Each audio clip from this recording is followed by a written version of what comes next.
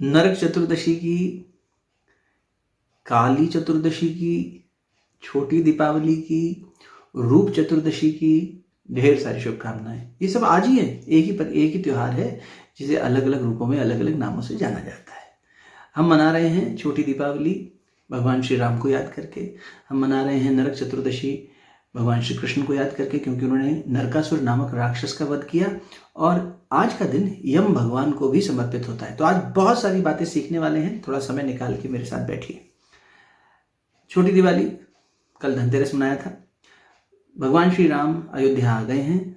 अयोध्या के बहुत नज़दीक होंगे मुझे लगता है, या अयोध्या प्रवेश कर गए होंगे या अयोध्या की सीमा पे होंगे, और भरत भैया ने दीपोत्सव मनाने की तैयारियां शुरू कर रखी होंगी। छोटी दीपावली इस दृष्टि से भगवान श्री राम से जुड़ा हुआ एक पर्व। जब भगवान कृष्ण की ओर चलते हैं तो वहां देखते हैं कि एक नरकासुर नाम का राक्षस था। नरक असुर, नरकासुर, और असुर यानी कि वो सबको तंग करता था। उसने 16,100 कन्याओं को बंदी बना लिया। कहते हैं कि इनमें संतों की पुत्रियां भी थीं, इनमें राजाओं की बेटियां भी थीं, खूब सारी, कुल मिला के उसने नारियों को बंदी बना लिया 16,100। और भगवान कृष्ण ने जब नरकासुर का वध किया तो कृष्ण भगवान से इन्होंने कहा कि आपने हमें बंदीगृह से तो मुक्त करा दिया, लेकिन अब हम जाएं कहाँ? बेहतर ये होगा कि आप हमें अपनी शरण में ले लें, यानी हम आपका वर्ण कर लें और आप हमें अपनी शरण में ले लें। तो वर्ण और शरण की जो ये इक्वेशन सेट हुई, इसमें ये कहा जाता है कि भगवान श्री कृष्ण ने उनसे विवाह कर लिया। योगेश्वर कृष्ण की 16,108 पत्नियों में 8 तो हम जानते हैं कि सत्यभामा, रुक्मणी, इस तरह से 8 हैं। यमुना जी की जो अवतार हैं, इस तरह से उनकी 8 पत्नियां हैं, और साथ ही साथ 16,100 ये रानियां भी हो गई। अब ये है कथानक, इसके पीछे चलते हैं दर्शन पे, क्योंकि हमारे लिए जीवन साधना भी आवश्यक है।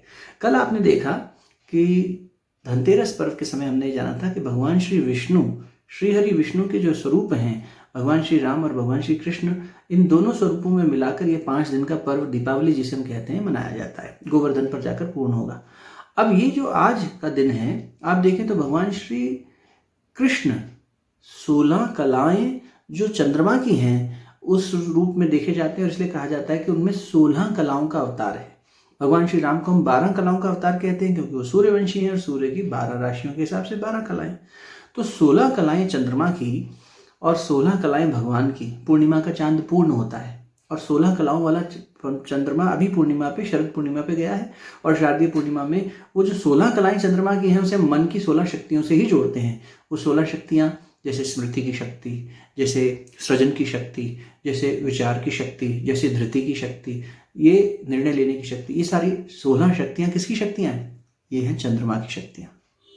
भगवान श्री कृष्ण हमारे मन की उन 16 शक्तियों को पूर्णता से जब हम योग साधना में सिद्ध कर लेते हैं तो हम योगेश्वर हो जाते हैं। यानी भगवान श्री कृष्ण कह रहे हैं कि तुम नर से नारायण हो जाते हो। जैसे अर्जुन को उन्होंने नर से नारायण बनने की प्रेरणा दी, और भगवान राम ने हनुमान को वानर से नारायण बनने की प्रेरणा दी।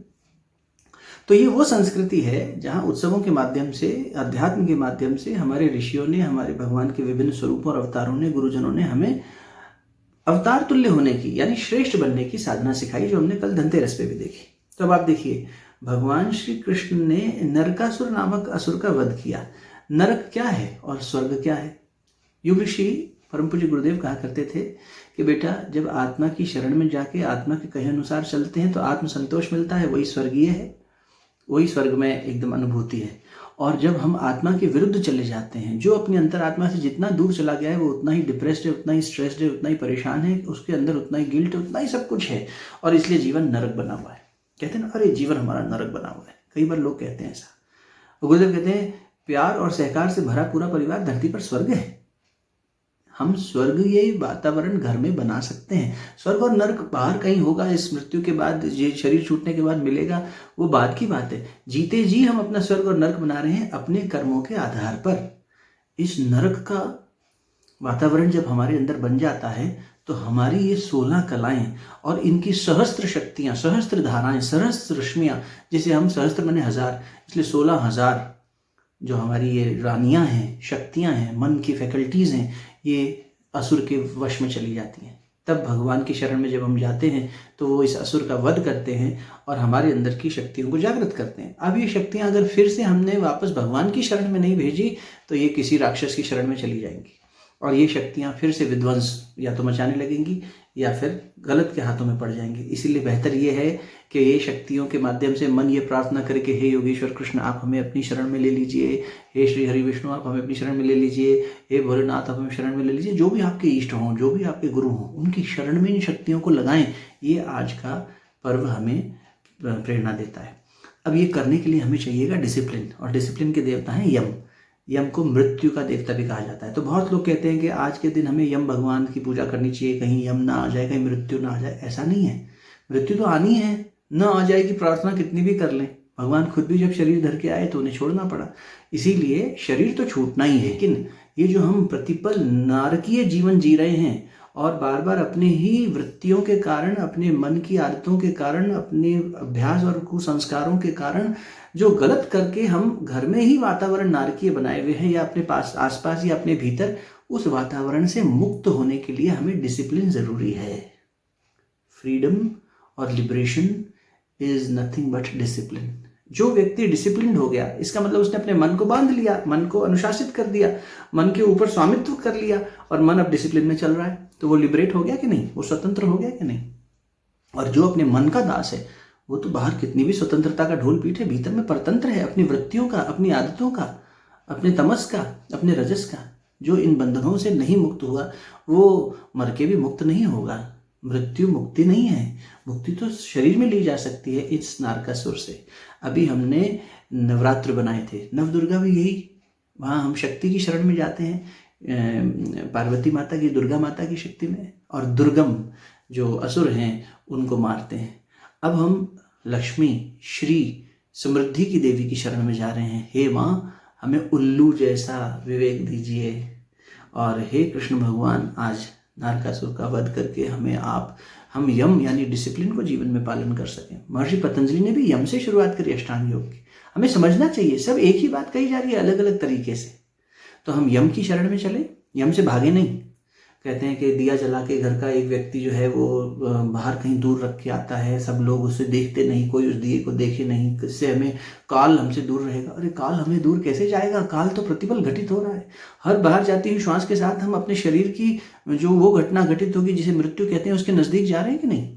तो जब हम मृत्यु के नज़दीक जा रहे हैं तो हमें अब चयन करना चाहिए कि हमारे पास जितनी ये पूंजी खर्च होती जा रही है इसका कैसे सदुपयोग करें, बची हुई सांसों का, बचे हुए प्राण का, और जीवन को और नारकीय न बनाएं।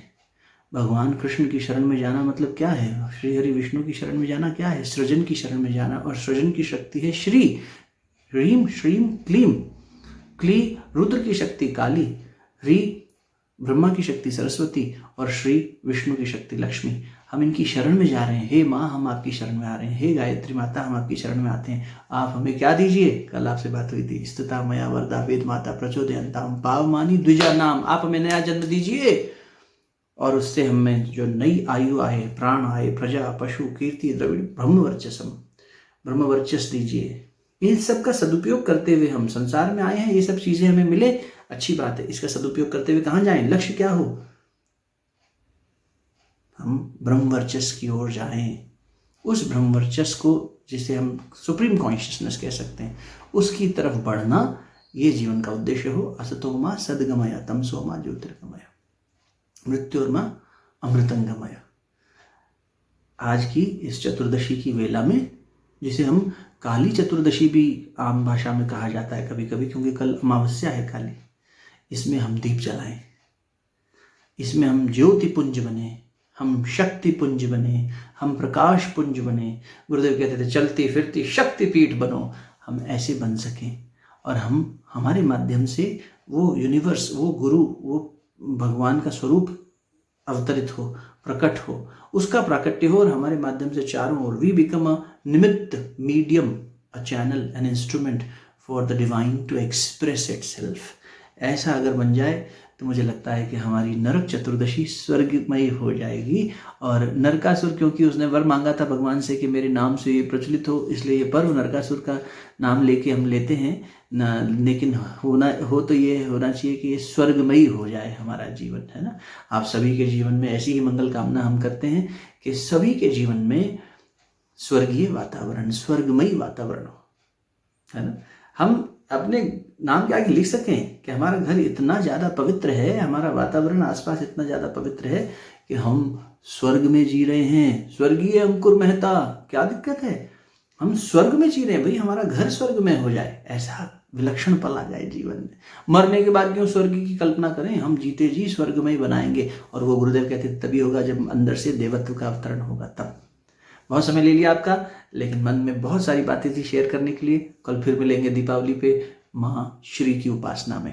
खूब दीप जलाइए, खूब मंगल गाइए, खूब चौक पुराइए और अपने घर में आज स्वर्गीय वातावरण के साथ खुशी से तालमेल बिठाते हुए अंदर के नरकासुर को मार देंगे हम, ठीक है, और खूब अच्छे से पर्व मनाएंगे। बहुत बहुत शुभकामनाएं। राम राम, प्रणाम।